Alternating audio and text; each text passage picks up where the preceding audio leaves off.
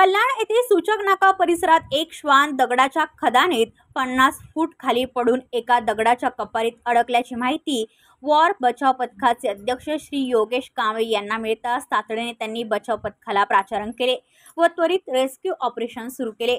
श्वान अडकलेली जागा 100 ते 110 फूट उंचावर असल्याने बचाव पथक अतिशय कठीण परिस्थितीत गिर्यारोहणाचे योग्य ते साहित्य वापरून श्वानापर्यंत पोहोचले, पण श्वान घाबरून दुसऱ्या दिशेने पळाला। तेथे भर पावसात पोहोचणे शक्य नव्हते, तसेच तेथे दगड कोसळत होते। मग हे ऑपरेशन पाऊस व अंधार पडल्यामुळे थांबवण्यात आले। आज दिनांक 14/6/2024 रोजी फॉर फाउंडेशन अध्यक्ष श्री योगेश कांबळे व ज्येष्ठ गिर्यारोहक सतीश बोबडे यांच्या नेतृत्वाखाली बचाव पथकाने पुन्हा रेस्क्यू ऑपरेशन सुरू केले व श्वानाला सुखरूप बचाव करून मुक्त केले।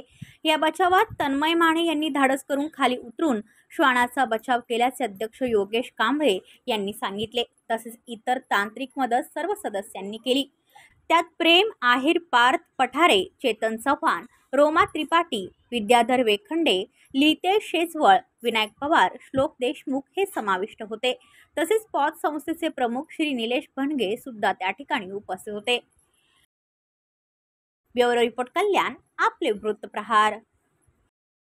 तुमच्या आजूबाजूला घडणाऱ्या घटना पाहण्यासाठी आपल्या वृत्तप्रहार वाहिनीच्या YouTube चॅनलला सबस्क्राइब करा।